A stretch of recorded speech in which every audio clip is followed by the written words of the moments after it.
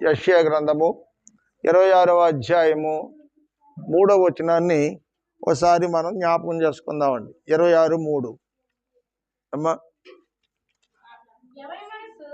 ఆగు, నేను కూడా తీయాలి కదా.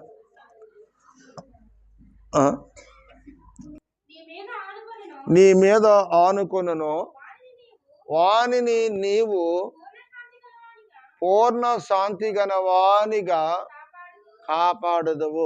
దేవుడు పరిశుద్ధ వాక్యాన్ని దీవించిన గాక. చిన్న ప్రార్థన. పరిశుద్ధమైన తండ్రి, నమ్మకమైన దేవా, ఇంతవరకు మా మాటలు మీరు విన్నారు ప్రభా. అందరికీ యోగ్యకరముగా నీకు ఇష్టకరముగా జరిగినట్లుగా నీ కార్యం జరిగించినందుకు స్తోత్రాలు.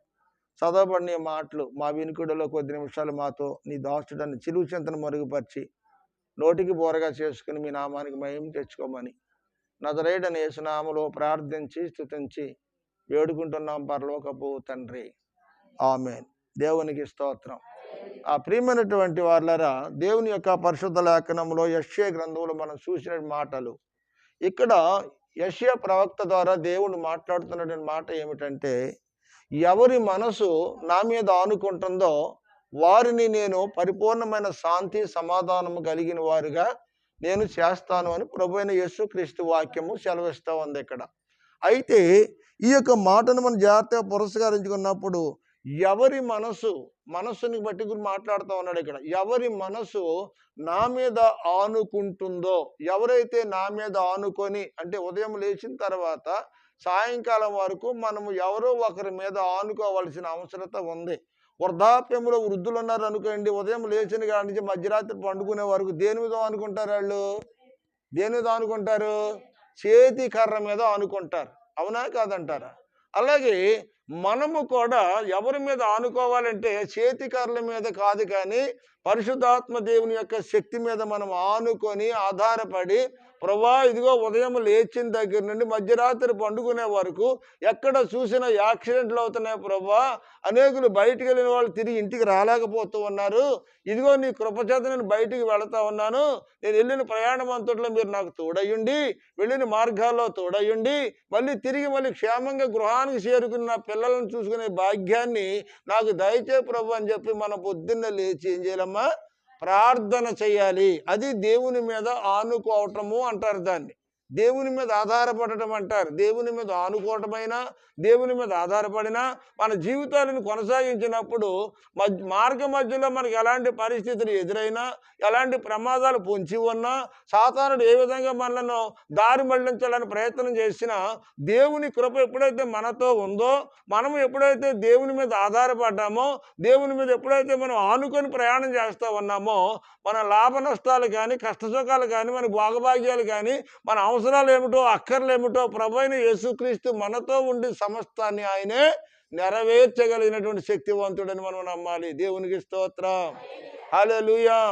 నమ్మటము, ఆనుకోవటం అనే దాన్ని మనం చాలా జాగ్రత్తగా గమనించాలి. ఆనుకొని అంటున్నాడు ఇక్కడ. ఆనుకోవటము, ఆధారపడి ఉండటము. ఒక వ్యక్తి మీద ఆధారపడితే ఆ వ్యక్తి ఎంతకాలం మనకు తోడై ఉంటాడో మనకు తెలియదు.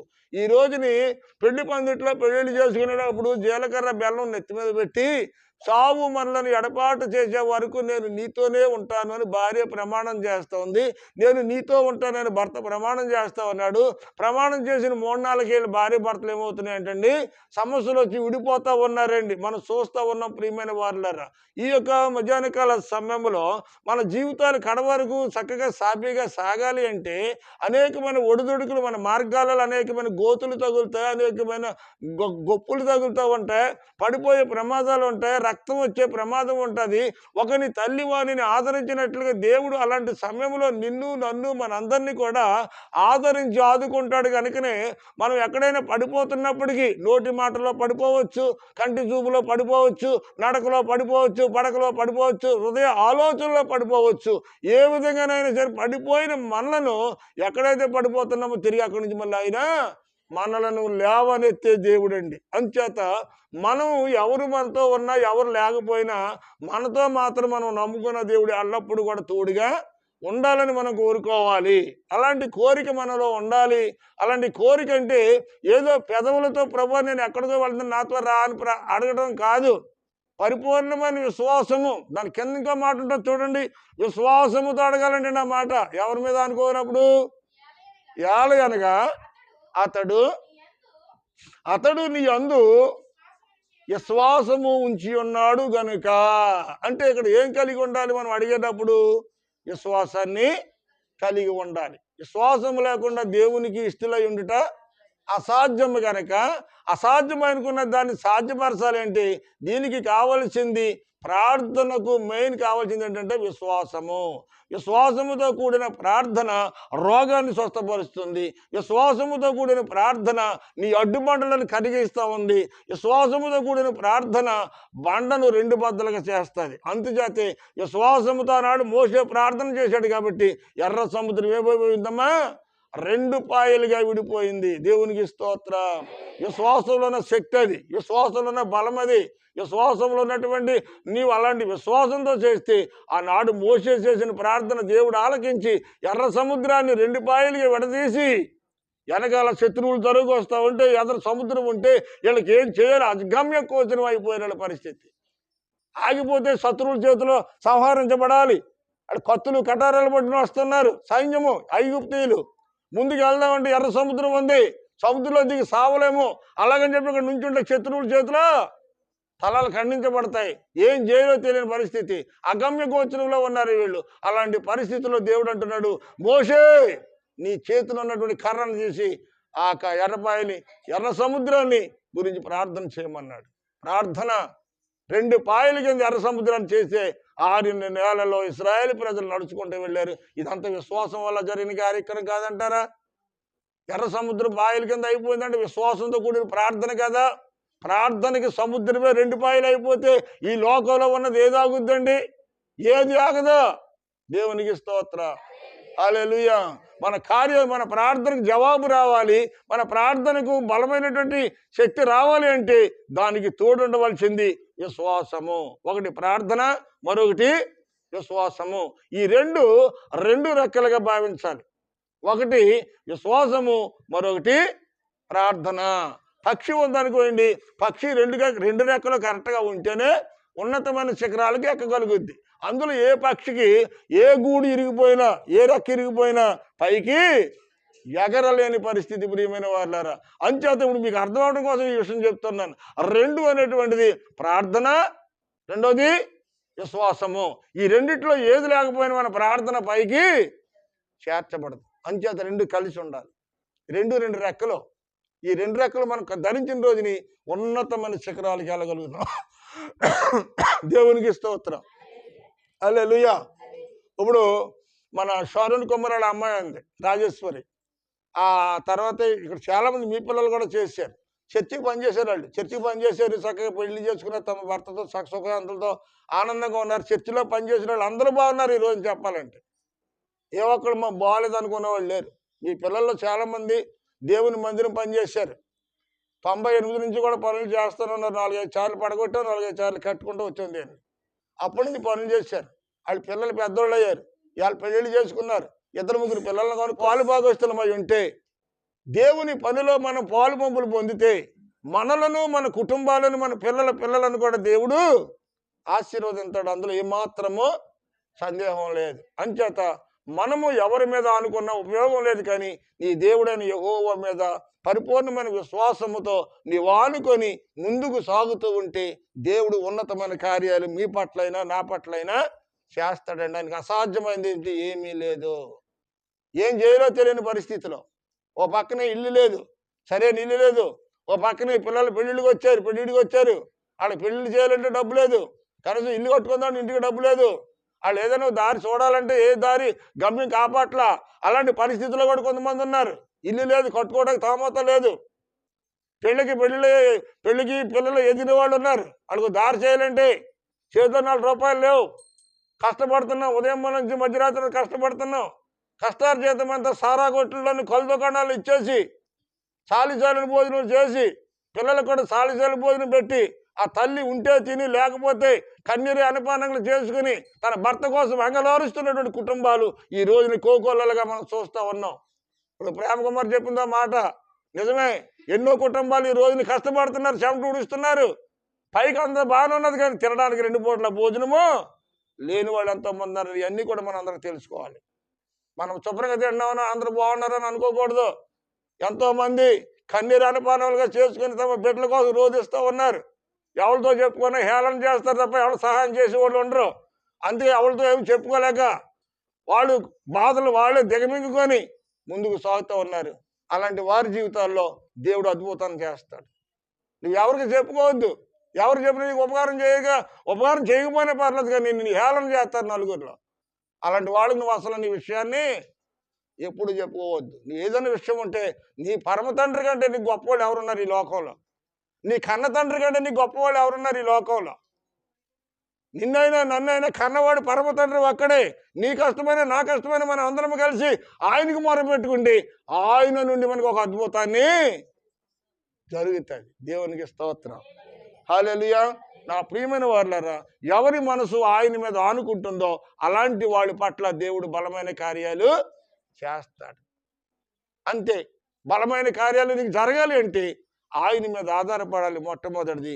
రెండవది విశ్వాసముతో కూడిన ప్రార్థన చేయాలి. ఈ 2 ఉండాలండి. నేను ప్రార్థన చేస్తానంటే సరిపోదు, విశ్వాసం ఉన్నదంటే సరిపోదు. నేను కార్యం చేస్తానంటే చేయదు, నేను కార్యం చేయలేనంటే కుదరదు. కానీ దేవుడు అంటున్నాడు, నీవు ఆయన మీద ఆధారపడితే నీవు ఎలా ఉండాలో, నీ జీవితం ఎలా ఉండాలో, నీ పిల్లల భవిష్యత్తు ఎలా ఉండాలో నిర్ణయించేవాడు ఆయన పైన. దేవునికి స్తోత్రం. హల్లెలూయా. మనం ఈ లోకంలో కేవలము ఎలాంటి వాళ్ళు అంటే పాత్రదారులు మాత్రమే. పాత్రదారులు మనం. సూత్రధారి పైన ఉన్నాడు. ఆయన ఎలా నడిపించాలో, ఎలా నడిపించకూడదో, మనల్ని ఎక్కడ ఉంచాలో, ఎక్కడ ఉంచకూడదో, ఏ విధంగా ఉండాలో, ఏ విధంగా ఉండకూడదో పైన ఒక సూత్రధారుడు మనందరికీ ఉన్నాడు. ఆయనే పరమ తండ్రి అయినటువంటి యేసుక్రీస్తు ప్రభులు వారు. అంచేత మనం కేవలము నిమిత్తు మాత్రమే, పాత్రదారులు మాత్రమే. ఈ జీవితం ఎప్పుడు ఉంటుందో ఎప్పుడు పోతుందో ఎవరికి తెలియదు. అంచేత ఉన్నంతకాలం మనం ఉన్నా లేకపోయినా మన పిల్లలు బాగుండాలని ఎవరి కోసం మనం ప్రార్థన చేయాలి? పిల్లల కోసం ప్రార్థన చేయాలి. పిల్లల క్షేమం కోరి ప్రార్థన చేయాలి. నీవు నీ బిడ్డల కోరి ప్రార్థన చేస్తే వాళ్ళ పిల్లల కోసము వాళ్ళు ప్రార్థన చేస్తారు. ప్రార్థన లేని జీవితము వాసన లేని పువ్వుతో సమానం అంటాడు. నువ్వు ఎలాంటి వ్యక్తివైనా సరే కావచ్చు, ఎంత ఉన్నతమైన వ్యక్తివైనా కావచ్చు, ఎంత బలవంతురాలైనా కావచ్చు, బలవంతుడివైనా కావచ్చు, నీ జీవితంలో ప్రార్థన అనేటువంటిది లేకపోతే కాగితం పువ్వుతో సమానం అన్నాడు దేవుడు. వాసన లేని పువ్వు కాగితం పువ్వే. దేవునికి స్తోత్రం. మేము ఊరు వచ్చిన కొత్తలో మార్చరా గారు గోడకాడ ఉండే 2 రకాల చెట్లు ఇప్పుడు ఉన్నాయో లేదో తెలియదు కానీ, ఒకటేం తెల్ల పువ్వులు, ఒకటేం గులాబీ కలర్ పువ్వులు, కాగితం పువ్వులు పూచేది. పువ్వులు చాలా అందంగా ఉండేవి. సంపంగి పువ్వు కూడా ఉంది కానీ అది అందంగా ఉండదు కానీ వాసన మాత్రము బాగా వస్తుంది. కాబట్టి అంతేనా? సంపంగి పువ్వు బాగుంటుంది వాసనకే, లేకపోతే కాగితం పువ్వు బాగుంటుందా అమ్మా? సంపంగి పువ్వు వాసనకు బాగుంటుంది కానీ చూడటానికి మాత్రం కాగితం పువ్వు బాగుంటుంది. కానీ దేవుడు దేన్ని అసలు ఆహ్వాదించాడు? నా మందిరంలో నువ్వు సువాసన వెదజల్లే, పరిమళం వెదజల్లే, పరిమళ వాసనగా నీవు ఉండాలి అన్నాడు దేవుడు. మరి మనలో పరిమళం అనేటువంటిది లేకపోతే, పుష్పముగా మన పూజకి మనం ఆయన సన్నిధిలోకి వచ్చి పూజ చేస్తున్నామంటే మనం ఒక చక్కటి సువాసన వెదజల్లే పుష్పముగా ఉండకపోతే అది ఎలాగా? అంచేత అందాన్ని దేవుడు చూడడం, అందాన్ని మనం చూస్తాం. దారంటే వెళ్ళేటప్పుడు వచ్చేటప్పుడు పువ్వులకు చూసి ఎంత బాగుందండి ఇల్లు అనిపించదు. కానీ సంపంగి పువ్వు ఈ కంటికి కనిపించదు కానీ అది ఎక్కడున్న వాసన మాత్రము పరిమళం వేస్తూ ఉంటుంది. ఆఖరికి అది ఒడిలిపోయిన ఆఖరిని కబ్బునియన్ చేసేలా కూడా వేస్తాం కింద పాడేలేక. ఆ ఒడిలిపోయిన దాన్ని మళ్ళీ కబ్బుని చేసేలా కబ్బుని వాసన వస్తుంది.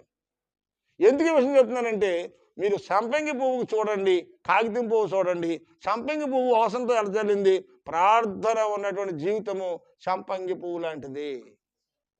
తన సౌందర్యాన్ని ఇతరులకు చూపించుకోదు, దేవునికి చూపించుకుంటుంది తన ప్రార్థన జీవితాన్ని.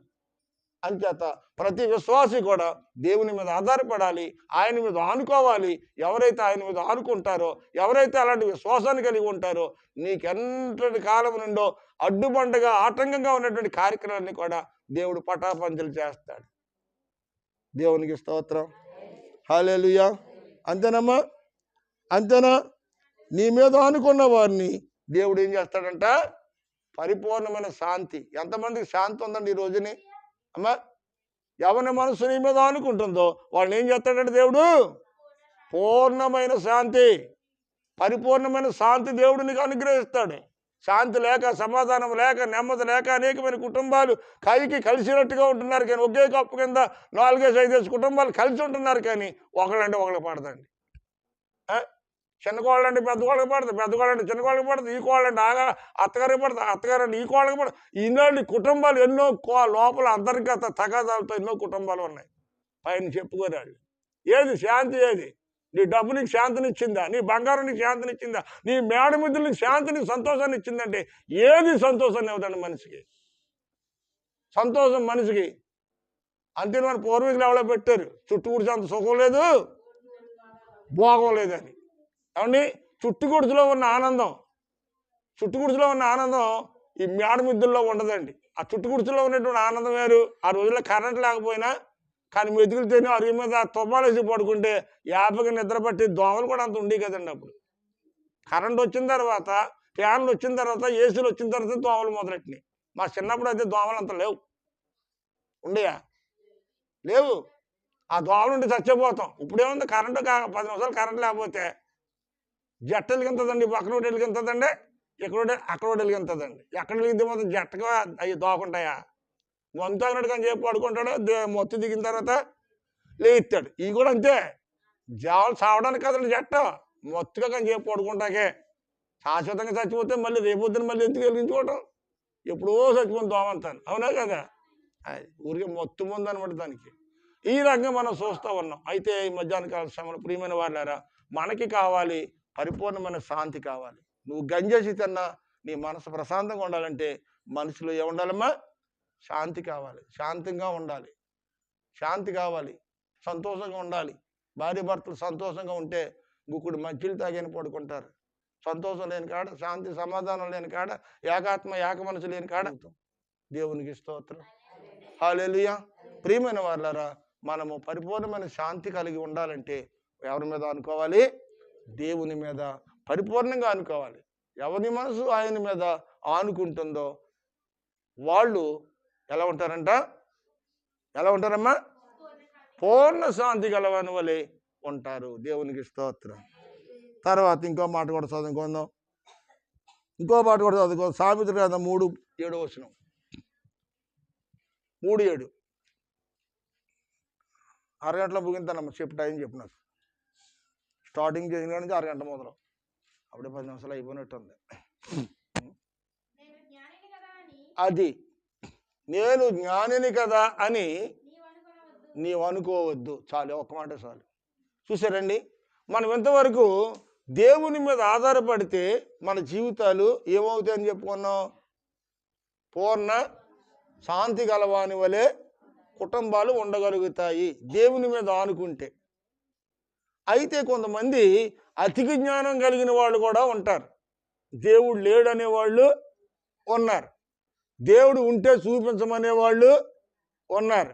ఒకసారి ఒక భక్తుడు బాగా తెలివైనటువంటి వాడు ఆ దైవజనుడి దగ్గరికి వచ్చి అన్నాడంట, ఒరే దేవుడు దేవుడు అని ఎడుతున్న 24 గంటలను నువ్వు దేవుడు ఉన్నాడని నాకు చూపింతే నేను ఇప్పుడే విగ్రహాలన్నీ ఉడిచిపెట్టేసి నీ చేత బాప్తిజం తీసుకొని మీ చర్చిలోకి వస్తాను అన్నాడంట. ఏమన్నాడు? దేవుడిని నాకు చూపించు అన్నాడంట. అప్పుడు సేవకుడు ఏమన్నాడంటే, నేను దేవుడిని చూపించాను కానీ అబ్బాయి, నాకు కూడా చిన్న ప్రశ్న ఉందా, అది నువ్వు చేసిన తర్వాత నేను చేస్తాను అన్నాడంట. సరే చెప్పండి పాస్టర్ గారు, మీరు చెప్పిన సిటీలో చేస్తాను నేను, కానీ మీరు నాకు దేవుడిని చూపించాలి. సేవకుడితో పని వేసాడంటండి. ఎవడో అక్కడ నస్తికుడు అంటారు కదా, నస్తికుడా అమ్మా, దేవుడు లేడు, ఉంటే చూపించన్నాడు. అప్పుడు ఈడేమన్నాడంటే, అరే అబ్బాయి, నీ తలలో మెదడు లేదు, పంతిని ఎలాంటి మాటలు మాట్లాడుతున్నావు అన్నాడంటే ఈయన. ఎవరో? పాస్టర్ గారు. నా తలలో మెదడు లేకపోవడం పాస్టర్ గారా అన్నాడంటాడు. అయితే నీ తలలో మెదడు ఉంటే నాకు చూపించు ఒకసారి. నీ తలలో మెదడు ఉంటే ఒకసారి నాకు చూపించు. నీ మెదడు చూస్తుందో నేను దేవుని చూపించాను నీకు. తల బద్దలు కొట్టి ఆ పుర్లో ఉన్న మెదడు చూపించాడాడు. పోనీ తల బద్దలు కొట్టి పుర్లో ఉన్న మెదడు చూపించాడు, బతుకుంటాడాడు. అందుకని కొన్ని సమాధానం లేని ప్రశ్నలు వేస్తా ఎక్కడి ప్రశ్నలు వేస్తూ ఉంటారంటే కొంతమంది సంఘాల్లోనూ ఉంటారు, సమాజంలో కూడా ఉంటారు. అంటే దేవుడి మీద అనుకోవటం ఏంటి? దేవుడు అని కూర్చోండి, దేవుడు తెచ్చి పెడతాడా, దేవుడు వండి పెడతాడా, దేవుడు చేసి పెడతాడా, పాటర్ గారి పని ఉందని అలాగే చెబుతూ ఉంటాడు అనుకునేవాళ్ళు కూడా ఉంటారు. అయితే ఇక్కడ దేవుని వాక్యం ఏం చెబుతుందంటే, నేను జ్ఞానిని కదా అని నీవు అనుకోవద్దు. నీ జ్ఞానము దేవుని వెరితనం కంటే చిన్నదంటండి. మానవుని జ్ఞానం ఏ పాటిదండి? దైవ జ్ఞానం కంటే మానవ జ్ఞానం ఏ పాటిది? దైవ జ్ఞానం మీద మానవ జ్ఞానం ఎప్పుడు కూడా సమానం కాలేదు. అందుకే నీవు నీ సొంత జ్ఞానం మీద ఆధారపడవద్దు. నేను తెలివైన వ్యక్తిని, నేను జ్ఞానం కలిగిన వ్యక్తిని, నాకు తెలివితేటలు ఉన్నాయి, నాకు జ్ఞానం ఉంది అని చెప్పి నువ్వు చెప్పింది నేనంటమేంటి, నాకు తెలియదేంటి అనేటువంటి విషయాలు కొంతమంది తమ మనసులో తాము అనుకుంటూ ఉంటారంట.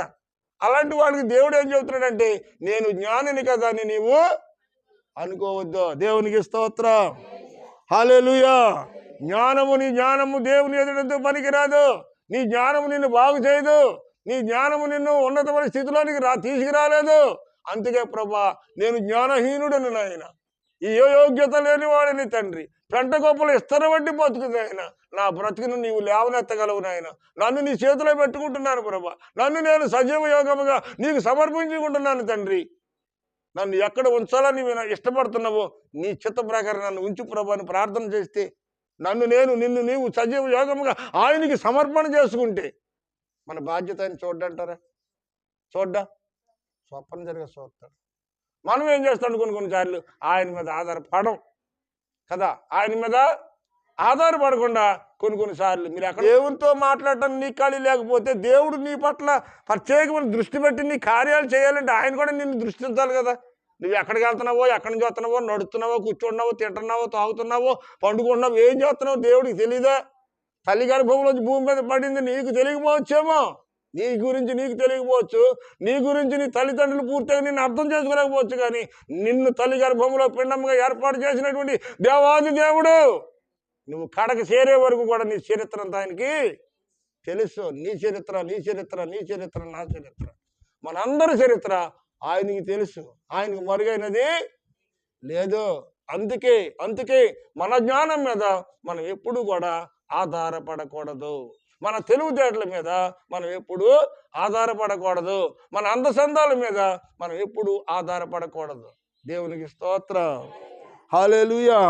నేను జ్ఞానిని కదా అని నీవు మనసులో అనుకోవద్దు అంటున్నాడు దేవుడు. ఖచ్చితంగా నేను జ్ఞానిని, నేను తెలివైన వ్యక్తిని అని పొరపాటుని కూడా నీ హృదయంలో కూడా తలంపు రాకూడదండి. సైతాను తీసుకొస్తాడు తలంపు, సాతానులో నుంచి వచ్చే తలంపు. సాతాను కూడా అదే తలంపు వచ్చింది. దేవుడు అలా కూర్చున్నాడు, సాతాను ఎలా కూర్చున్నాడు. దేవుడిని అందరూ స్తుతిస్తూ ఉన్నారు, సైతాను గారిని ఎవరు స్తుతించట్లేదు. ఆడు అనుకున్నాడు మనసులో, నా తండ్రి అయిన దేవుడికి నాకు కొంచెమేగా వ్యత్యాసము, ఆయన నన్ను విడిచిపెట్టి ఆయన్ని స్తుతిస్తున్నారు తన మనసులో అనుకున్నాడంట. హృదయాంతరంగంలో ఎరిగిన యేసు ఏం చేయడో తెలుసా? ఆడు ఆలోచన ఎరిగినటువంటి యేసు వీడి మనసులో ఈ తలంపు పుట్టి పుడుతుందో ఏం చేయడం, కింద గెండేసాడండి దేవుడు. కింద గెంటేసాడండి. ఎక్కడి నుంచి? పరలోకం ఇప్పుడు కింద గెంటేసాడు. ఆడు ఎక్కడ రావాలి? డైరెక్ట్గా వచ్చి మన మధ్యన పడ్డాడు అనుకోండి, మనల్ని అందరినీ నాశనం చేస్తాడు. పరలోకం నాశనం చేసినోడు ఇక్కడ భూలోకాన్ని నాశనం చేయడం విచిత్రమే కాదు. ఆడు కిందకి తోలుకుంటా పడిపోతా ఉంటే దేవుడు అన్నాడంట, ఆగు అన్నాడంట. ఆడు ఎక్కడికి వచ్చేటికి మధ్యాకాశం కొడుకు వచ్చేటప్పటికి అక్కడ ఆగాడండి. మరి ఇప్పుడు సైతాన్ ఎక్కడ ఉన్నాడంట? మధ్యాకాశంలో ఉన్నాడు. మరి భూమి మీద చేసే సైతాన్ గారికి ఎవరు చేస్తున్నారు? ఆడు దూతలు చేస్తున్నారంట. దేవునికి స్తోత్రం. సైతాన్ గాడు దూతలు చేస్తుంటేనే ఎంత అల్లకొల్లం అయిపోతుంది కదా ఈ లోకంలోనూ. ఆడే డైరెక్ట్గా భూమి మీదకి వచ్చి ఆడ చేస్తే ఇంకెలా ఉంటుంది అంటారా అమ్మా? ఆడు దూతలు వచ్చి చేస్తుంటేనే ఎంత అందలకొల్లంగా ఉంటుంది కదా దేశం. మరి ఆడే డైరెక్ట్గా వస్తే మొత్తం నాశనం చేసేస్తాడు. అందుచేత ప్రియమైన వాళ్ళారా, ఆ హృదయంలో పుట్టిన ఆలోచన వాడిని అక్కడ ఉంచకుండా దేవుడు కిందకి నెట్టివేస్తాడు. నేను జ్ఞానిని కదా అని నీవైనా నేనైనా అనుకుంటే కనుక, ఈ రోజున మీకు వాక్యం బోధించి నేను జ్ఞానవాన్ని కలిగిన వాడిని అని నేను మనసులో అనుకున్నాను అనుకో, దేవుడు తీసుకెళ్ళి ఎక్కడ ఆడేస్తాడా? అక్కడ పాడేస్తాడు. ఎక్కడి నుంచి వచ్చానో తీసుకెళ్ళి అక్కడ పాడేస్తాడు దేవుడు. అంచేత దేవుని యొద్ద మనకు మనం తగ్గించినే ఉండాలి. కానీ నేను జ్ఞానిని, తెలివైన వ్యక్తిని ఎప్పుడు కూడా అనుకోకూడదంట. ఎవరము కూడా భూప్రపంచంలో ఎవరు కూడా దేవుని కంటే తెలియని వాళ్ళు ఒక్కరు కూడా లేరు. దేవునికి స్తోత్రం. హల్లెలూయా. మొదటిది ఆయన మీద ఆనుకోవాలి విశ్వాసంతో కూడి. నీ అడ్డుకంటలుగా ఉన్నటువంటి కార్యక్రమాన్ని కూడా దేవుడు సఫలపరుస్తాడు. రెండవది ఈ వాక్యాన్ని పెడచెవిని పెట్టి నేను జ్ఞానిని కదా నీ హృదయంలో మాత్రము అనుకోకూడదంటండి. మూడవ మాట కూడా చెప్తాను, చదవం అదే లైన్. యెహోవా యందు చూడండి జాగ్రత్తగానండి, యెహోవా యందు భయభక్తులు కలిగి చెడుతనమును విడిచిపెట్టాలంట. దేవునికి స్తోత్రం. హల్లెలూయా. ఇది మూడవ మాట. ఏం కలిగి ఉండాలి? ఏం కలిగి ఉండాలి? భయభక్తులు కలిగి ఉండాలి. దేవునికి స్తోత్రం. భక్తి ఒకటి ఉంటే సరిపోదా? భక్తి ఒకటి ఉంటే సరిపోదా? భక్తి ఉంటే సరిపోదు. దేవుడు అంటే ఏముండాలి? భయము కలిగి ఉండాలి. ఈ యొక్క పరిశుద్ధ లేఖనము భయము భక్తి కలిగి ఉంటేనే పరలోక రాజ్యంలో ప్రవేశిద్దాం. కానీ ఓన్లీ భక్తి ఒకటే ఉండి భయం లేకపోతే కనుక పరలోక రాజ్యం వెళ్ళటము అసాధ్యము. దేవునికి స్తోత్రం. హల్లెలూయా. భయం ఉండాలంటండి. ఆదరేసే టయానికి పిల్లలు ఏం చేస్తారో తెలుసండి, టిఫిన్ తినే టైం లేకపోతే బాక్సులు పెట్టి సంచులో పెట్టుకుని పరిగెత్తుకుంటే వీళ్ళు అక్కడ హాజరు అయిపోయిన తర్వాత ఆటు పిల్లలు తింటారా టిఫిన్ అట్టుకెళ్ళి. ఎరా అంతేనా? అంతేనా? డాలి బళ్ళకి వెళ్తున్నావు నువ్వు? ఆదరేసే టయానికి బడిలో ఉండాలా బయట ఉండాలా? రోడ్డు మీద? రోడ్డు మీద ఉండి అసరేస్తాడు అక్కడ నీకు? ఆదరేయడు కదండి. ఆదరేసే టైం దగ్గర ఉండాలి. అవునా? నువ్వు టిఫిన్ తిన్నా తినకపోయినా సరిగ్గా బడిలో ఉండాలి. ఆడు చెప్పింది కూడా కరెక్టే. చాలా మంది రోడ్డు మీదే ఉంటున్నారు కదా. దేవునికి స్తోత్రం. ఎందుకంటే ఆడు అనుభవం ఆడు చిన్న లెక్క తక్కువ లెక్క వేయకండి గురిపేస్తుంది కానీ ఆడు అనుభవంలో చెప్తున్నాడు.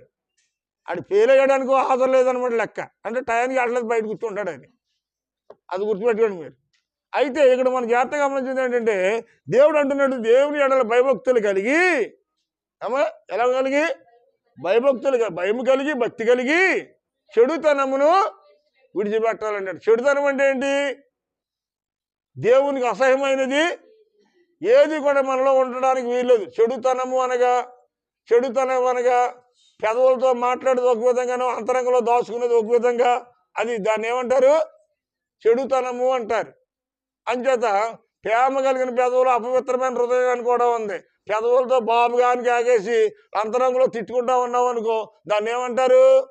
చెడుతనము అంటారు. మంచితనము కావాలి దేవుడికి. మనుషులకి ఎలాగ ఉండాలి? ఇప్పుడు మనుషులు ఈయన దగ్గర ఈవిడ మాట, ఆవిడ దగ్గర ఆవిడ మాట, ఆవిడ దగ్గర ఆవిడ మాట, అలాంటి వాళ్ళు అందరికీ బాగుంటారు. ఏమంటారు మీరు? అవునండి. ఇక్కడ మాట అక్కడ మాట చెప్పిన వాళ్ళు ఏం చేస్తారు? అందరికీ బాగుంటారు. అని ఉన్న మాట ఉన్నట్టుగా యథార్థంగా ముఖం మీద మాట్లాడాడు అనుకో అది ఎప్పుడు ఒంటరిగానే ఉంటారు, ఆడవాళ్ళైనా మగవాళ్ళైనా. నలుగురిని వెనకాల ఉండాలంటే ఏం మాట్లాడాలి నువ్వు? నలుగురిని వెనకాల ఉండాలని నువ్వు అబద్ధం మాట్లాడాలి. నువ్వు నిక్కర్చిగా నీతి నిజాయితీగా మాట్లాడడానికి నీ వెనకాల ఎవరు ఉండరు. ఒక్కడు కూడా నువ్వు ఒక్కదానివే ఉంటావు, నేను ఒక్కడనే ఉంటాను. చివరికి ఒంటరిగానే ఉంటాం. యథార్థం లోక విరోధం అన్నాడు. అందుకనే అంచేది యథార్థంగా మాట్లాడే వాళ్ళు లోకానికి అందరికీ విరోధమైనప్పుడు ఎవరు ఉంటారు? ఎందుకు మన కూడాను యేసయ్య అక్కడే ఉంటాడు. ఆయన ఉంటాడు. మనం ఒంటరిని మనం ఎప్పుడు అనుకోకూడదు. దేవునికి స్తోత్రం. హల్లెలూయా. లోకానికి విరోధం అయిపోయిన పర్లేదు, లోకానికి మనం చెడ్డలు అనుకునే పర్లేదు, దేవుని దృష్టిలో మనం యథార్థవంతులమై ఉండాలి. దేవుని ఎడల భయభక్తులు కలిగి చెడుతనమును విడిచిపెట్టి పూర్ణ హృదయంతో ప్రభు సన్నిధిలో మనం ప్రార్థన చేసిన రోజుని ప్రభు అద్భుతంగా ద్వారాలు తెరిచి కార్యాలు సఫలం చేస్తూ ఉంటాడు. దేవునికి స్తోత్రం. హల్లెలూయా. ప్రియమైన వారులారా, భయం ఉండాలండి. దేవుని మందిరానికి వచ్చేటప్పుడు భయం ఉండాలి. దేవుని మందిరం 11 గంటలుగా నువ్వు 12 గంటలకు వస్తే భయం ఉన్నట్టా లేనట్లే అమ్మా? దేవుని మందిరం 11 గంటలకు నువ్వు 12 గంటలకు వచ్చేదానికి భయం ఉన్నట్టా భయం లేనట్టా? నీకు భయం లేనట్టు. అవునా? అందరూ చెప్పట్లేదు, సీరియస్గా చెప్తున్నారు కొంతమంది. 11ంటికి పడనుకో 12 గంటలకు వెళ్తావు నువ్వు స్కూల్కి వెళ్ళవు కదా. బడి 2 అన్నింటికి 10 నిమిషాల ముందే ఉండాలి. అలాగే మనం 11 గంటలకు మందిరం అనుకున్నప్పుడు 10 నిమిషాల ముందే ఇక్కడ ఉండాలి. అలా ఉంటే కరెక్ట్ టయానికి మనం ఎండింగ్ అవుతాం. ప్రార్థన జరుగుతూ ఉంటుంది, వాక్యడానికి వెళ్దామని అని చెప్పి మీరు తాయితీగా ఉన్న రోజుకు ఏం భక్తి అది? భయం లేని చెప్పట్లేదు అందరూ. అది ఆ మాట చెప్పడానికి అమ్మా, ఆ మాట చెప్పడం బాగా ఉంది. భయం లేని భక్తి అంటే మధ్యలో వస్తాం అనమాట. అంచేది అలా కాకూడదు, భయం ఉండాలి. దేవుడు అదే కోరుకుంటున్నాడు, నువ్వు భయభక్తులు కలిగి ఉండాలి అని. నీ పిల్లలు తప్పు చేస్తే నువ్వేం తిడతావండి? బొత్తిగా భయభక్తులు కొడతావా కొట్టవా? చెప్పింది అంటలేదని చెప్పి అన్నట్టు వాగేస్తాం. నీకు భయభక్తి లేదు. నీకు ఉందా భయభక్తి? నీకు లేకుండా వాడికి ఎలాగొస్తుంది? అమ్మ మాట్లాడండి. మనకు ఉంటేనే కదా మన పిల్లలకి వచ్చేది. అంచేత ఆడికి నోరు లేదు కాబట్టి ఆడు తిరగబడి కొట్టడు కాబట్టి అది కరెక్ట్గా దేవుడు చూస్తాడు. అప్పుడు దేవుడు అంటాడంట, నీకు ఉండేసిన భక్తి, నీకు ఉందా భయం? నీకు భయం భక్తి లేకుండా ఆడినందుకు మందలించుకుంటే దేవుడు నిన్ను నిందించడా? కనీసం ఇలా వాక్యం విన్నప్పుడైనా దేవుడు వాక్యం ద్వారా దేవుడు దర్శించడా? దర్శించాడండి ఖచ్చితంగా. ప్రియమైన వారులారా, దేవుని ఎడల భయభక్తులు కలిగి ఉండాలి. మూడోది ఇంకోటి ఏంటండి, చెడుతనమును ఇసిడి పెట్టాలి. మనకు వద్దు అనుకున్నది, అసహించుకున్నది దాన్ని మళ్ళీ దాని జోలికి వెళ్ళకూడదు. ఒకసారి మన దేవుని మందిరానికి వచ్చామా, తిరిగి మళ్ళీ ఏ విగ్రహాన్ని జోడికి వెళ్ళకూడదు. మన ఇంట్లో విగ్రహాలు పుట్టవే ఉండకూడదు. మన హృదయం అంతా దేవునితో నింపబడి ఉండాలి, యేసయ్యతో నింపబడి ఉండాలి, యేసయ్య వెలుగుతో నింపబడి ఉండాలి. అది చెడుతనము లేకుండా ఉండడం అంటే. ఏ మాత్రము చూడండి, పాలు ఉన్నాయి పవిత్రంగా ఉంటాయి, కాసిన పాలు అలా ఉండొచ్చేస్తే 2 రోజులైనా 3 రోజులైనా ఫ్రిడ్జ్లో ఉంటాయా ఉండవా? శారమ్మ గారా ఉంటాయండి? ఏంటో ఉంటాయి. మిమ్మల్ని ఎందుకు అడిగానండి? మీకు గేదెలు ఉన్నాయి కాబట్టి మీరు పాలు జాగ్రత్తగా వాడతారు కాబట్టి మిమ్మల్ని అడిగాను నేను. పాలు 2 రోజులైనా 3 రోజులైనా జాగ్రత్తగా ఉంటాయి. దాంట్లో మీరు తోడేసరికి ఏమవుతుంది? అప్పుడు పెరుగు అయిపోతుంది. పాలు కావాలంటే దొరికితే అప్పుడు దొరకవు. అంచేత ఈ పాలు పెరుగు అవడానికి ఏదో పులిసింది ఏదో కొంత దాంట్లో ఉన్నవాడికి దీని పరిస్థితులు మారిపోయి అనేటువంటి పేరు మారిపోయి ఏమవుతుంది? దానికి పెరుగు అని పేరు వస్తుంది. చూసారా, దాని రీపురాకులు మారిపోతున్నాయి, దాని పేరు కూడా మారిపోతుంది. అలాగే మనలో పులుపు అయినటువంటిది లేదా చేదైనటువంటిది ఏది కూడా మన హృదయంలోనికి రాకూడదు. చేదైన ఏదైనా కొంచెం ఉందనుకో చేదు చేసేస్తుంది. దేవునికి స్తోత్రం.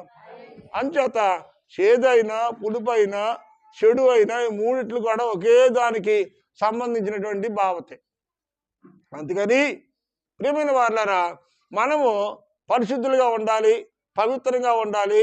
మన దృష్టి మన యొక్క ఆలోచన అంతా కూడా ప్రభువు మీద ఆనుకుని పరిపూర్ణమైనటువంటి హల్లెలూయా. ప్రియమైనటువంటి వారు మొట్టమొదటిది. రెండవది ఏమై ఉండాలంట? రెండవది, నేను జ్ఞానిని కదా అని నీ తెలివితేటల మీద నీవు, నా తెలివితేటల మీద నేను పక్కకెళ్ళిపోయినామంటండి. మన సొంత జ్ఞానం మీద, సొంత తెలివితేటల మీద మనము ఆధారపడి ఉండకూడదు. ఉండొచ్చా? ఉండకూడదా? ఉండకూడదు. మన జ్ఞానం మీద మనం ఆధారపడకూడదు. మూడవది, దేవుని ఎడల భయభక్తులు కలిగి చెడుతనమును విడిచిపెట్టాలి. 4వ మాటకు వచ్చేస్తాను. దేవునికి స్తోత్రం, హల్లెలూయా. అప్పుడు చూడండి, సామెతలు 3:8 వచనం చెప్పినవన్నీ అనుసరించిన తర్వాత జరిగే పరిస్థితి ఏంటో చూడండి. అప్పుడు ఎప్పుడు దేవుని ఎడల భయభక్తులు కలిగి చెడుతనాన్ని విడిచిపెట్టిన తర్వాత అప్పుడు ఎప్పుడమ్మా? చెడుతనాన్ని విడిచిపెట్టిన తర్వాత అప్పుడు నీ దేహానికి ఆరోగ్యము కలుగుతుంది అంటున్నాడు దేవుడు. దేవునికి స్తోత్రం. అప్పుడు నీ దేహానికి ఆరోగ్యం ఇస్తాడంట దేవుడు. దేహానికి ఆరోగ్యం కావాలంటే లోపలే ఉండకూడదు, చెడియాలి వెళ్ళకూడదు, పొరపాటును కూడా వెళ్ళకూడదండి. మన బంధువులు ఎవరో వస్తారు, అమ్మ మేము ఏమండి ఒక పూట కూటి కోసం జ్యేష్ఠత్వాన్ని నప్పుకున్న భ్రష్టుడైనటువంటి యాసవ అయిపోతావు. నువ్వు అప్పుడు యాసవ అయిపోతావు. నువ్వు ఎంత భక్తి చేసినా, ఎంత ప్రార్థన చెయ్యి, దేవునికి నువ్వు ఎంత చెయ్యి, నువ్వు కనుక ఒక దాన్ని ఉడిచిపెట్టి వచ్చిన తర్వాత మళ్ళీ వెళ్ళదు ముట్టుకోవడానికి వీలు లేదు. చెడుని ఉడిచిపెట్టడం అంటే అదే. కుక్క ఉందండి, అది తినేస్తుంది, కడుపు నిండా తింటుంది, తినేసి ఊరంతా తిరిగిద్ది. అది ముడుచుకోవాలి ఎక్కడో చూడండి కక్కేస్తుంది. కక్కేసి మళ్ళీ ఊరంతా తిరిగి వచ్చి మళ్ళీ సాయంకాలం మాటల కక్కిన దాన్ని మళ్ళీ తింటుంది. తెలుసా మీకు ఇది సంగతి? కుక్క తన వాంతుకు తిరిగినట్లు ఒకసారి విగ్రహారాధన విడిచిపెట్టిన మనము తిరిగి దానిని అనుసరించే కనుక కుక్కతో సమానమని దేవుని వాక్యం చదివిస్తాం. కక్కిన దానిని తిరిగి తిని దానితో సమానం అంటండి. ఇది ఎంత భయంకరంగా ఉందండి ఈ మాట, ఎంత భయంకరంగా ఉంది. అంచేత మనం దేవుని అయితే విడిచిపెట్టి వచ్చామో తిరిగి మళ్ళీ దాని దగ్గరికి వెళ్ళకూడదు. దేవునికి స్తోత్రం, హల్లెలూయా. వాళ్ళు మన చుట్టాలు కానివ్వండి, బంధువులు కానివ్వండి, ఎవరైనా సరే కానివ్వండి, ప్రియమైన వారులారా, మొహమాటం పోయినా పర్లేదు కానీ ప్రభువుని మాత్రం మనము విడిచిపెట్టుకోవాలి. మీకు పొద్దున్న చిన్న విషయం చెప్తాను నేను. ఆదివారాలు బళ్ళెట్టారంటండి. ఇప్పుడు ఆదివారాలు బళ్ళు 100 రోజులు అంటండి, 90 రోజులు. ఈ 90 రోజులు బడి పెట్టమని చెప్పి స్కూల్కి ఆర్డర్స్ ఇచ్చారంట. మరి సచివాలు కావాలి కదా ఇక్కడ, సచివాలు కాదు. నిన్న చెప్పాం ఆల్రెడీ మాస్టర్కి చెప్పి, పిల్లలు మాత్రము మీరు ఆదివారం పంపించడం కుదరదని చెప్తే, కనీసం అలా కదండి మీరు పంపించండి, మళ్ళీ 10:30 కల్లా మళ్ళీ సచివాలు మీకు ఇంటికి పంపించేస్తాము అని చెప్పారు. పంపించేస్తాను బాధకు 11 అయిపోయింది, ఇది ఇంకా రాలేదు. ఈవిడేమో బట్టుకు వెళ్ళిపోమన్నాను. బస్సు ఆవిడ వచ్చింది. దీనికోసం నేను ఎదురు చూస్తున్నాను. టైం అయిపోయింది. ఫోన్ చేశాను. ఫోన్ చేస్తాడు అంటాడా, ఏమండి ఆ పిల్ల వెళ్ళిపోతానంటుందండి ఇక్కడ, ఈలోగానే మీరు ఫోన్ చేశారండి, పిల్లల్ని పంపించడం కుదరదండి అన్నాడు. పిల్లలు పంపించడం కుదరదంటే ఇక్కడ చర్చి పాడైపోద్ది, సొంత చర్చి అదంటే పిల్లలు వీడియో తీయాలి అన్నాను. చర్చి ముఖ్యమా చదువు ముఖ్యమా అని అడిగాడు. మాకు దేవుడే ముఖ్యము, దేవుడి తర్వాత చదువు అన్నాను నేను. సరే అయితే అని చెప్పి ఫోన్ ఎట్టేసాడు. టైం వస్తుందా అది నిలబడాలి, నువ్వు చదువుపోతే పోద్ది అంతే. చదువు మానేస్తే దేవుడి కోసం నువ్వు దేన్నైతే విడిచిపెట్టుకున్నావు, దేవుడు దానికి రెట్టింపు నీకు ఇస్తాడు. అందులో ఏమాత్రం సందేహం లేదు. దేవుడే ముందు. ఇలాగే అన్నాను నేను, కాదు వాయిస్ కూడా ఇన్వెంట్ అన్న దగ్గర ఉంది. చదువు ముఖ్యమా గుడి ముఖ్యమా అని అడిగాడు. దేవుడి తర్వాతే చదువు, మాకు దేవుడే ముఖ్యమో అన్నాను. వెంటనే ఫోన్ ఎట్టేసాడు. ఎందుకంటే కొన్ని సందర్భాలు అలాంటి పరిస్థితులు ఎదురవుతాయి అండి. మన ముఖ్యమైన వీళ్ళకి అలవాటు వస్తుంది. ఆదివారం చర్చికి వెళ్తామని అయితే అక్కడికి వెళ్తామంటే ఎక్కడికి వెళ్తావు నువ్వు? చర్చికి వెళ్ళాలి, దేవుడు అది చూస్తాడట ఆయన్ని. అంతేగాని సంవత్సరాలుకో పెళ్ళిళ్ళకో దెబ్బలకో తినాలకో నువ్వు ఆదివారం చర్చి మనకు వెళ్ళావనుకో ఆ రోజున ఆబ్సెంట్ అడిపోద్ది. నువ్వు ఎక్కడుంటావు పరలోకంలో, రేపు పొద్దున్న వెనకబడిపోతావు కదా. 100కి 100 రూపాయలు నీకు ఆశలు ఉంటేనే పాస్ అవుతావు. ఓ మెట్లోకి మరో మెట్లోకి వెళ్తావు. నువ్వు వెనకబడిపోయావు, నీకు ఆదర లేదనుకో కింద మెట్లో ఉంటావు కానీ పైకి రాలేవు. స్కూల్లో ఆదరంతో దేవుని మందిరంలో నువ్వు ఎన్ని ఆదివారాలు డుమ్మి కొడుతున్నావో, ఎన్ని శుక్రవారాలు డుమ్మి కొడుతున్నావో, డుమ్మి కొట్టడానికి అలా నీకు వచ్చిన ఆటంకాలు ఏంటో, అడ్డుబండలు ఏంటో దేవుడు ఒక రోజు నిన్ను అడుగుతాడు. ఈరోజు పాస్టర్ అడగకపోవచ్చు, దేవుడు అడుగుతాడు నేను. దేవుడు సమాధానం చెప్పాలి. అప్పుడు నువ్వు సందగాడు చెప్పిన పాఠం రేపు పొద్దున్న అప్పచెప్పమంటాడు దేవుడు. అప్పచెప్పుద్దా అమ్మా? ఇవాళ స్కూల్లోకి వెళ్ళిన తర్వాత నీకు పాఠం ఇస్తాడు దేవుడు. దేవుడు అన్న మాస్టర్ పాఠం ఇచ్చాడు నీకు. ఇది ఎప్పుడు అప్పచెప్పాలి? రేపు పట్టుకెళ్ళి రేపు పొద్దున్న మళ్ళీ పట్టుకెళ్ళి అప్పచెప్పాలా వద్దా? అప్పచెప్పవద్దు ఊరుకుంటాడా? చెతకొడతాడన్నా, చేయి సామాను చెతకొడతాడు, పెట్టి పగిలిదాకా. ఒకవేళ ఇక్కడ పాస్టర్ గారు కొట్టకపోవచ్చు, కానీ రేపు దేవుడు ఖచ్చితంగా కొడతాడు. అంచేది మనం గుర్తుపెట్టుకోవాలి. దేవుడికి భయపడాలన్నాడు. అందుకనే మనుషులకు వద్దు, నేను మీకు మీరు నాకు భయపడొద్దు, మనం అందరం మనుషులమే. మనం అందరం కలిసి దేవుని ఎడల భయభక్తులు కలిగి ఉంటే కనుక, చెడుతనాన్ని విడిచిపెడితే కనుక నీ ఆరోగ్యం ఇస్తాడంట దేవుడు. నీ ఎముకలకు వేసి ఉన్నా అప్పుడు నీకేంది? నీ దేహానికి ఆరోగ్యము. చూసారండి, నీ దేహానికి ఏమిస్తాడు దేవుడు? ఆరోగ్యాన్ని ఇస్తాడంట. దేవునికి స్తోత్రం. దేహానికి ఆరోగ్యాన్ని ఇచ్చేవాడు ఎవడో? సత్యవాక్ సైతానా? డాక్టరా? దేవుడా? దేవుడు అంటున్నాడు, నీ ఆరోగ్యాన్ని ఇచ్చేవాడు నేనే. నీ ఆరోగ్యము, నీ దేహానికి ఆరోగ్యాన్ని ఇచ్చేవాడు నేను. నీ ఎముకలు ఎక్కడైనా పడిపోతే సిట్లు పోతున్నాయా? నీ ఎముకలకు సత్తువుని ఇచ్చేవాడిని కూడా నేనే అంటాడు దాని కింద మాట్లాడు. నీ ఆరోగ్యానికి దేహాన్ని ఇస్తా, నీ దేహానికి ఆరోగ్యం ఇచ్చి నీ ఎముకలకు సత్తువు ఉంటేనే నువ్వు పడిపోయినా నిలబడగలుగుతావు. నీ ఎముకల్లో సత్తువు లేదనుకో, మడము పిల్లగందంటే సిటిక్కిని పగిలిపోద్ది. ఏంటి? ఎముక సిట్లు ఎందుకు? అప్పుడు డాక్టర్ ఏమంటాడు? అమ్మా నీకు సిమెంట్ పోత పోయాలి, 40 రోజులు బెడ్ రెస్ట్ తీసుకోవాలి, చాలా జాగ్రత్తగా ఉండాలి అని చెప్తాడు. అంటే ఎముక ఇరిగిపోయిన తర్వాత, చిట్లు పోయిన తర్వాత సిమెంట్ పోతే మంచం మీద ఉండటం కరెక్టా? దేవుని ఎడల భయభక్తులు కలిగి ఆ ఎరగకుండా కాపాడేవాడిని కలిగి ఉండడం కరెక్టా? అమ్మా ఏది కరెక్ట్ అంట? నీ ఆరోగ్యాన్ని కాపాడి, నీ దేహాన్ని కాపాడి, నీ ఎముకలను బలపరిచి దృఢపరిచే దేవునికి ప్రధానమైన స్థానం నువ్వు ఇచ్చినట్లయితే దేవుడు నిన్ను ఎన్ని పరిస్థితుల్లో ఎలాంటి ఒడిదుడుకులు వచ్చినా, ఎన్నిసార్లు నువ్వు కింద పడిపోయినా తిరిగి ఆయన మళ్ళీ లేవనెత్తుతాడు. నీ ఎముకల్లో ఒక ఎముక కూడా ఎరగదండి, ఒక ఎముక కూడా ఎరగదు. ఒక ఎముక కూడా చెట్లనోడైనా ఎంచేదండి ఆయన దూతలను నీకు కావలుగా ఉంచుతాడంట. మత్తయి వార్త 4వ అధ్యాయంలో ఉన్నాడు. పైనుంచి ఇరిగిపడిపోతేనేంటంటే దేవదూతలు ఏం చేసినాయంట? ఎత్తి పట్టుకున్నాయంటండి దేవదూతలు. ఒక్కొక్కసారి మనం కూడా అంతే, తాటికెళ్ళే పడిపోతాం, ఎందుకు పడిపోతాం తెలియదు. ఒకసారి నేను అలా పడిపోయాను. ఈ సంవత్సరంలోనే ముక్కుపొడి నాకు సఫారీ కుట్టించుకున్నాను. నేను ముక్కుపొడి నాకు సఫారీ కుట్టించుకున్నా. సఫారీ వేసుకుని మెట్లు దిగి అదరబదర కిందకు వస్తా ఉంటే మడం జరిపోయి ఎలకత్తల పడిపోయి చిన్న మెదడు తెలిసిందండి దెబ్బ. అప్పటికప్పుడు అదే సొక్క వేసుకుని నాయుడుపాలెం వెళ్ళినప్పుడు నాయుడుపాలెం వంతుని మీద యాక్సిడెంట్ అయిందండి. ఎందుకు ఈ విషయం చెప్తున్నానంటే, మనం అనుకోకుండానే ఒక్కోసారి మనం తెలివైన వాళ్ళమే, జ్ఞానం కలిగిన వాళ్ళమే, ఎలా పడిపోయామో తెలియదు. పడిపోయిన తర్వాత ఏ ఎముక ఇరిగిపోయింది, చిట్లిపోయింది, అది ఫ్రాక్చర్ అయిపోయింది. మనం ఏమైనా చేయగలం? అప్పుడు చేయలేం. చిన్న దెబ్బ తగలకుండా దేవుడు ఏం చేశాడంట? ఎత్తి పట్టుకున్నాడు. అది దేవుని కాపుదలంటే. దేవుని కాపుదలంటే అదండి. నువ్వు పడిపోయినా నీ ఎముకలు ఎరగలేదు అంటే, నువ్వు పడిపోయినా నీ దేహము ఫ్రాక్చర్ అవ్వలేదంటే, ఈరోజు నీ దేవుడు నిన్ను ఎత్తి పట్టుకుని కాపాడుతున్నాడు. ఇవాళ పద్మ గారు కూడా అదే పరిస్థితి, ఆవిడ కూడా అంతే పరిస్థితి. అప్పుడు నేను అలా పడిపోయాను, చిన్న దెబ్బ తగలలేదండి. ఈవిడ అలా పడిపోయింది. అలా ఎంతోమంది పడిపోయిన వాళ్ళు ఉన్నాం. పెద్దోళ్ళు, పెద్ద వయసు వాళ్ళు పడిపోతే ఏదన్నా ఇరిగిపోతే మనం దిక్కబొక్కండి, మనకి ఏమైనా. ఇంకా చిన్న వయసులో ఆడని పడిపోతాడికి అతుక్కుండా తొందరగా తగ్గుద్ది. ఏదైనా రోగం వస్తే పెద్ద వయసు వాళ్ళు చాలా జాగ్రత్తగా ఉండాలి. ఏదన్నా వచ్చినా గమ్ముని తగ్గే పరిస్థితి ఉండదు. అంచేత మనకి దిక్కేవాళ్ళప్పుడు నీ కొడుకు చూస్తాడా, నీ కోళ్ళ చూస్తాడా, నీ భర్త చూస్తాడా, నీ భార్య చూస్తుందా? ఓ రోజు 2 రోజులు 3 రోజులు చూస్తారు. అక్కడి నుంచి ఇసుకుంటూ కొనుక్కోవడం మొదలెడతారు. చచ్చిదాకా నీకు బాధ తప్పదేమో అని చెప్పి ఇసుకుంటూ కొనుక్కుంటూ ఉంటారు. ఆ బాధలు ఈ బాధలో మాట్లాడి మంచం మీద ఉన్నప్పుడు ఇంకా మానసిక రోగం ఎక్కువైపోద్ది. అంచేత ఎవరైనా సరే కాలు చేయబడిపోయి మంచం మీద ఉండి తీసుకుని తావాలని ఎవరో కోరుకోకూడదు. నడుతూ చచ్చిపోతే అంత గొప్ప భాగ్యము మరొకటి ఏదీ ఉండదండి. దేవునికి స్తోత్రం, హల్లెలూయా. నేను ఎప్పుడు అదే అనుకుంటాను, ప్రభా నేను ఎప్పుడైనా చచ్చిపోతే కనుక నా కాలు చేయమాత్రం పడిపోకూడదు ప్రభా, డైరెక్ట్గా వెళ్ళిపోవాలి తండ్రి నీ రాజ్యంలో కానీ అనుకుంటాను. ఒకసారి డాక్టర్ అన్నాడు, ఏమన్నా పాస్టర్ గారికి షుగర్ వచ్చి ఎంతకాలం ఉంది అన్నాడు.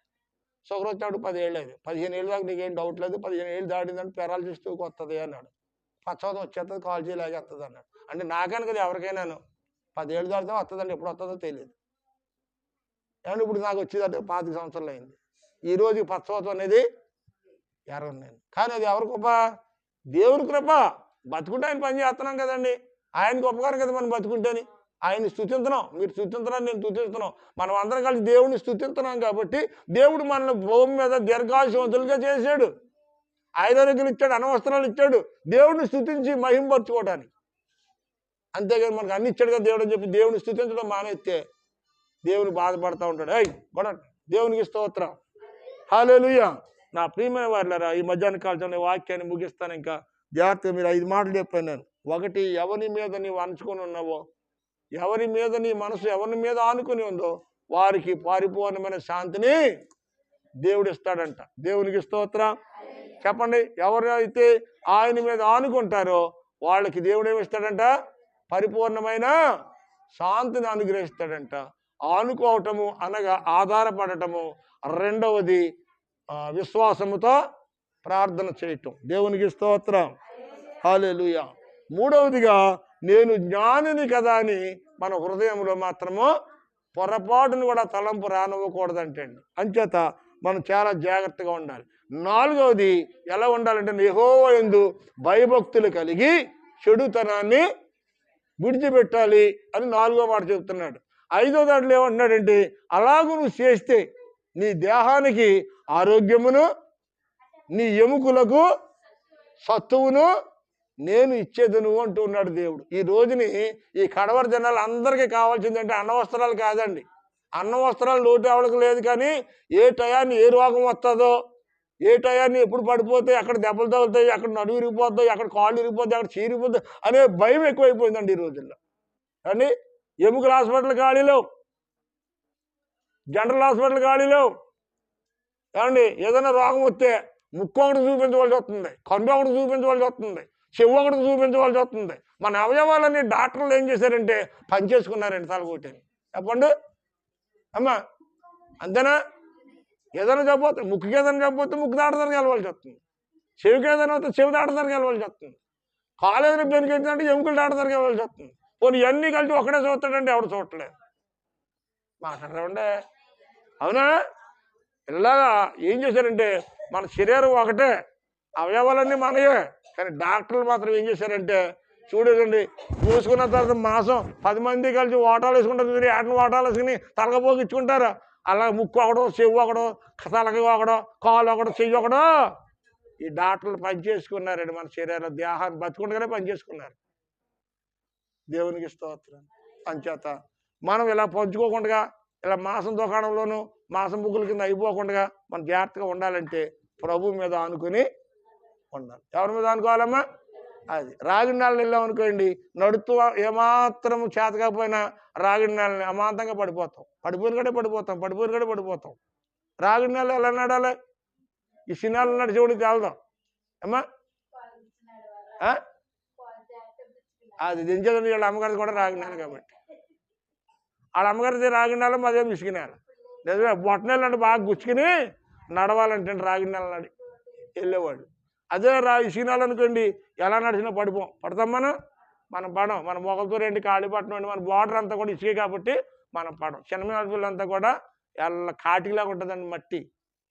పొరపాటుగా రోడ్డు దిగాలి ఇంటికి వెళ్ళామని కానీ మళ్ళీ అక్కడ బకెట్ నీళ్ళు కాళ్ళు కడుక్కుంటేనే కానీ ఇంట్లోకి వెళ్ళటానికి ఉండేది కదా పెళ్ళైన కొత్తగా. అది బొట్టనేళ్ళు కూర్చోాలని కరెక్ట్గానే చెప్పింది ఆవిడ. మీరేవాళ్ళని చెప్తారు అనుకున్నాను కానీ చూసారండి, అలాగ బొట్టనేళ్ళ మీద గుచ్చి నడవాలి రాగిడి నెల వెళ్ళేవాడు. అలాగ మనం ఎక్కడ అలా ఉండాలంట. అయితే దేవుని యొక్క సన్నిధిలో మనం మాత్రము ఎవరి మీద మనం ఆనుకోవద్దండి, దేవుడి మీద ఆనుకుందాం. మన చుట్టాలు మనల్ని కాపాడలేదు, మన బంధువులు వద్దండి, మన చుట్టాలు వద్దండి, అలాగే విడిచిపెట్టుకోమని నేను చెప్పట్లేదు. కానీ దేవుని కంటే ఎక్కువగా ప్రథమ స్థానం మన హృదయంలో ఎవరికి కూడా మనం ఇవ్వకుండానట్లు ఎవని మనసు ఆయన మీద ఆనుకుంటుందో వాళ్ళను దేవుడు పూర్ణ శాంతి గలవాని వలె చేసి అలాంటి వారికి పరిపూర్ణమైనటువంటి సంతోషము, సమాధానము, నెమ్మదిని, ఆనందాన్ని కుటుంబాలకు దయచేస్తాడు. అలాంటి కృప మరి పరిశుద్ధాత్మ దేవుడు ఈ 12వ నెల 2వ ఆదివారాన్ని మనందరి కుటుంబాలు ఏమున్నా ఏమి లేకపోయినా సుఖశాంతులతోనూ ఆయురారోగ్యాలతోనూ మనలను, మన పిల్లల కుటుంబాలను సమృద్ధిగా దీవించి ఆశీర్వదించును గాక. ఆమేన్. దేవుడు కొద్ది మాటలు దీవించును గాక. తలలో వంచండి, చిన్న ప్రార్థన చేసుకుందాం. తలలో వంచండి అందరూ.